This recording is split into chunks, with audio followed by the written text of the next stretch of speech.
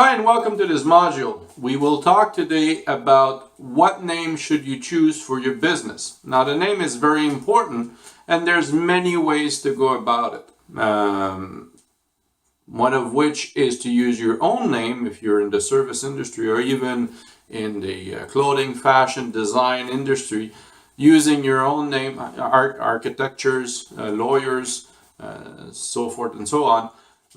Using your own name is a very fast and easy way to make sure that you have some sort of protection.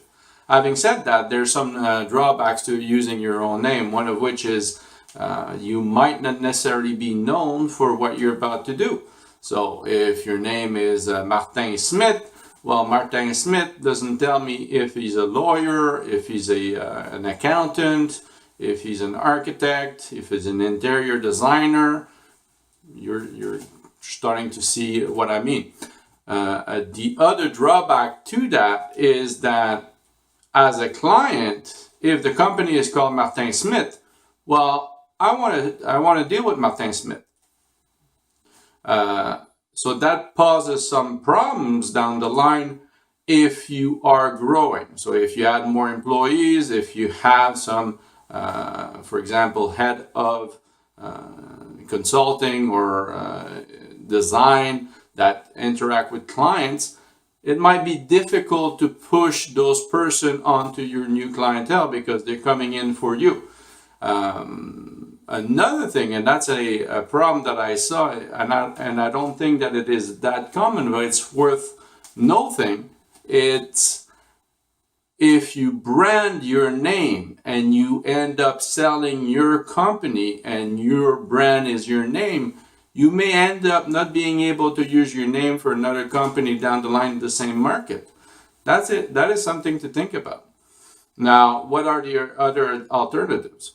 You can go the other way and you can call your company exactly what it is. For example, if you open a jean store, you can call it the Jean Store, or the Montreal Jean Stores, or the Toronto Jean Store.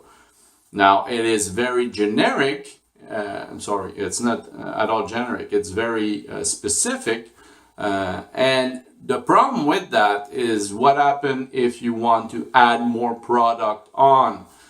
So the advantages is that your brand, it's exactly what you're doing. So you do have a positive reinforcement between the two. Your name and your activity, they feed off of one another. Having said that, if you want to grow, if you want to add more product line into your offering, then you're kind of limited a little bit, and your branding will have to be tweaked a little bit. Now, another thing that you can do is you can go very general. You can, for excellent example of that would be Apple.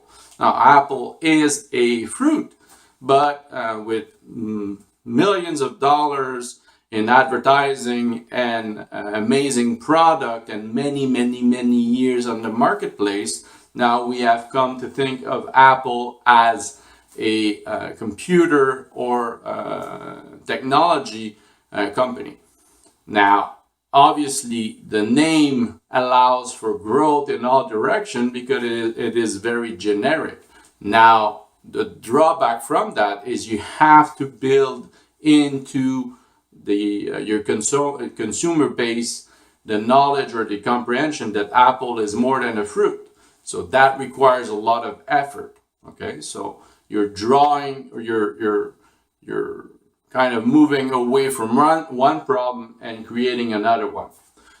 There is another avenue that you can look, and one that I'm still having problem with. It's the online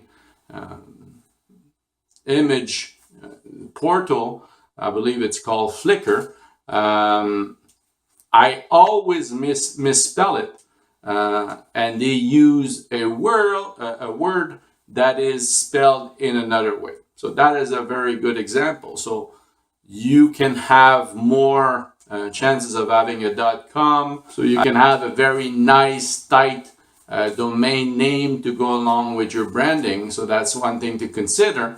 But spell check or misspell names might be a problem. So you might have to counter this by buying a lot of variations of your name as a .com extension. So we've seen more or less the avenues that you have.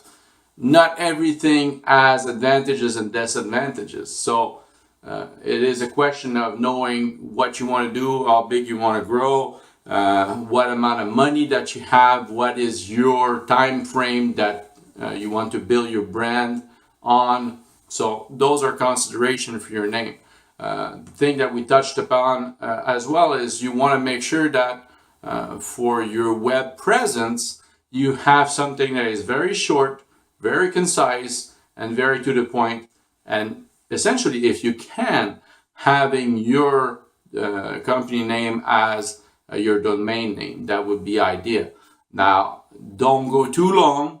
If we were talking about the Montreal Jeans company, that might be a little bit too long. So you might want to abbreviate some of those things. Montreal might be MTL. So just to make sure that we're having a very nice and tight, compact domain name. All right, so those are the points to consider when choosing a domain name, all right, and a company name. Hopefully that is useful. If you have any questions, feel free. Thank you.